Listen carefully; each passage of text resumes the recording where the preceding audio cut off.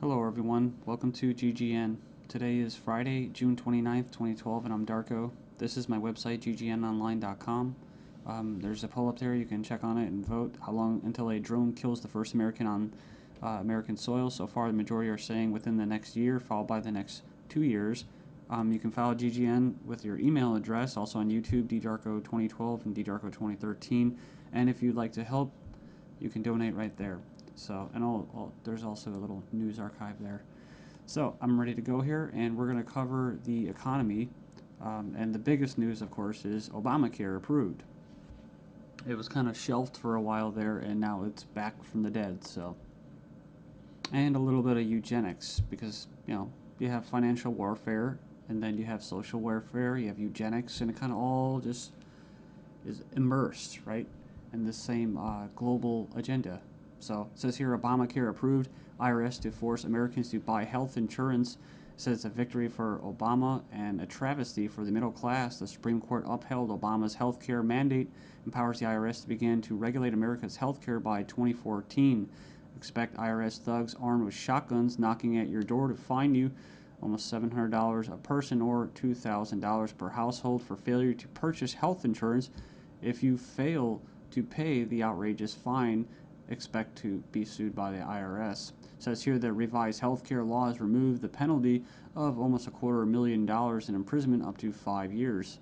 It says here this ruling allows the federal government to force citizens to enter a contract with private corporations to buy health insurance. This is happening just days before the 4th of July, when Americans won its independence from British tyranny, and now we face the same tyranny today. It says here by 2014, all Americans will have to submit or face being fined and sued by the Internal Revenue Service. The American people are already struggling financially with record unemployment, inflation, and trillions of dollars in national debt. By the time health insurance becomes mandatory, the middle class will be financially bankrupt. This is the reason why the military and police are preparing for martial law in the U.S. streets, says because people will revolt against the system that has basically turned people into financial slaves. So it says here that they're conditioning Americans with checkpoints and speed traps, army drones to spy on us. We're going to cover all this, rolling out the tanks and putting military goons on residential streets to prepare us for what is to come in the future. It says here the Bilderberg Group discussed in Spain about wanting to level America into a third world impoverished nation where we're all poor under world government dictatorship. It says here soon the Americans' standard of living will drop significantly, and it won't just be the standard of living, it will be their age of death, right? Their basically the average lifespan. It says here services will be cut. We're going to get into that too, death pathway and stuff like that. Taxes will be increased until we become so poor that we are unable to fight, and resistance will be futile. As Americans issue split decision on healthcare ruling, nearly 2/3 believe politics played too great a role. So it says Americans are sharply divided over Thursday's Supreme Court decision on the 2010 healthcare law, with 46% agreeing and 46% disagreeing with the High Court's ruling that the law is constitutional. Then you have from the Daily Bail, Obamacare complicated. Check out the flow chart. And yeah, there's our buddy, the IRS, right there. But it's just a god-awful mess. And you have Secretary of Health and Human Services in the middle. All these different vested interests, all these different bureaucracies.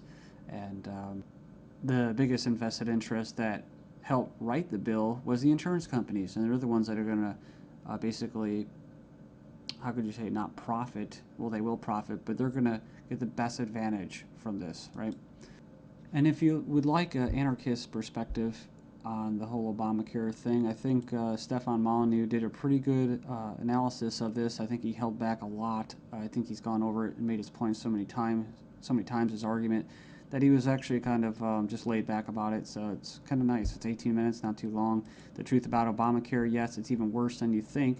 And right here in the description, he puts in there the 6 facts that he presents in his argument. So fact 1, there is no law in the U.S. anymore. Basically what he's saying is that if they could just do anything, then there's no law, right? And it's tricky because, in quote, in a stateless society, there would be what? No law. Well, there would still be common law. See, this isn't common law. This is political law. That's why you have pigs, political law enforcement, and the like that are going to be enforcing this, federal agents and that. So in other words, what he's saying is that you might as well just have no government, because right here you have a dictatorship with, quote, laws, right? They have laws that basically write in a dictatorship. So we have here Obamacare is an admission that all previous government health care programs have failed. So, and this is true. I remember the recording, about Nixon and stuff like that, getting people on Medicaid. It doesn't really matter whether it's good or not. And in fact, costs have already doubled from initial estimates, and that's usually how it works. As soon as this gets closer to fruition, oh yeah, some hidden costs. Sorry, guys. Fact 4, 70% plus of healthcare issues result from individual choice. So the thing about it, he's talking about smoking, drinking, eating basically a lot of bad food and stuff like that. You can actually help. But a lot of these people that are going to, quote, benefit from this are not going to be doing anything to help their own health, right? So it says here the inability to discriminate on pre-existing conditions is an essential driver of healthcare cost.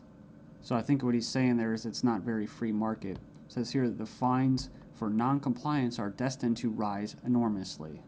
We have 15 reasons why the Obamacare decision is a mind-blowing disaster for America. It was actually, it says here it was voted 5-4 decision to uphold the vote. And it says here, the bill, it says here the swing vote was Chief Justice John Roberts, who was appointed by George Bush, W. Bush. And not that you'd have any confidence in the judicial system as it stands, just based off past history and their track record. It says here, after the vote today, it is hard to have any faith in the U.S. Supreme Court. I guess they're saying because he was quote conservative. According to the Supreme Court, the federal government has the power to force you to buy private goods and services. And it goes on and says here that it's another step away from individual liberty, another step towards a nanny state. I hate that word. But it says here IRS is now going to be given the task of hunting down and penalizing Americans. And it says here, in fact, the Obama administration has given the IRS $500 million extra dollars outside the normal appropriation process to help them enforce the provisions of Obamacare they're in charge of overseeing. It imposes more than 20 new taxes on the American people. And you can click the link there. If you click the title of this article, you can find it and check it out. So it says here, number 5, an attempt to control costs and promote efficiency. Obamacare limits the treatment options that doctors and patients can consider. In other words, the death pathway, right? The British system, this is likely to result in a decrease in life expectancy. That's what I was talking about in the United States in the beginning of this video. So yeah, it's going to send health insurance premiums soaring, especially for younger Americans. And, it's going to crush small businesses, as they say. And number 9, Obamacare is going to make the emerging doctor shortage in America a lot worse. So hundreds of thousands of doctors are leaving the medical profession because of this. It says here it's already forced the cancellation of dozens of doctor-owned hospitals. And it says here that the following is one example from the Alliance Defense Fund.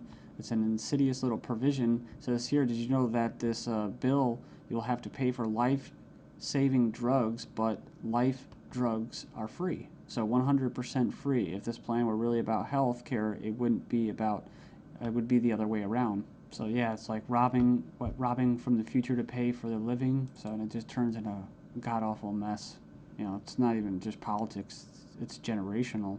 13 reasons why the revolution might start with Obamacare. Go in there and check that out. I'll just name a few and you can hopefully go in there and check it out. It says here that's a direct tax which is unconstitutional under Article 1, Section 9. And you can go in there and read that. It says here it violates states' rights since federal government does not have the constitutional authority to take over healthcare as stated in the 10th Amendment outlined in the Bill of Rights. This mandate is involuntary servitude or slavery to big banks and insurance industries, neither slavery nor involuntary servitude except as punishment for a crime whereof the party shall be duly convicted. Basically, the 13th Amendment.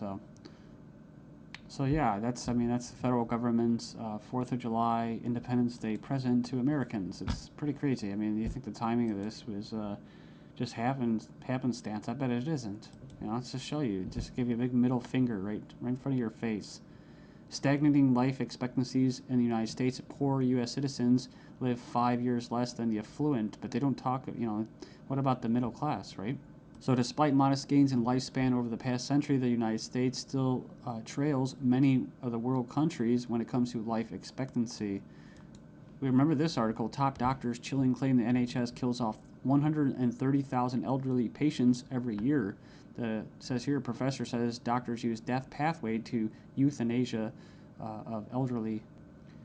Says here that Liverpool care pathway, death pathway, may be slippery slope to backdoor euthanasia. This is from 2009 from the Telegraph.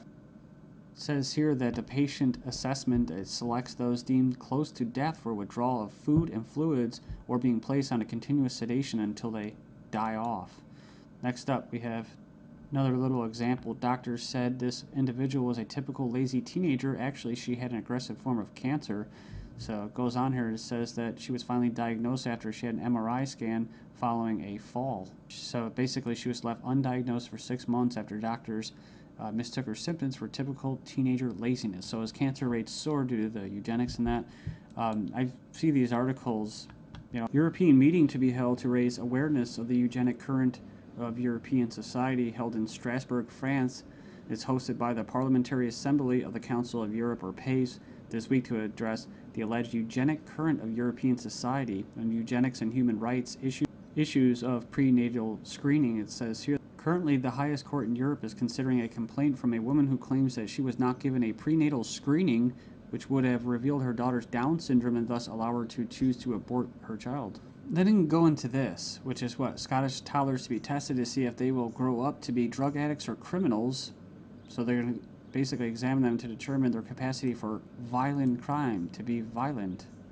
But what happens when this comes to the UK? Thailand violent students to be drafted into our army automatically. And another possibility is this: desperate Europeans try to sell kidneys and lungs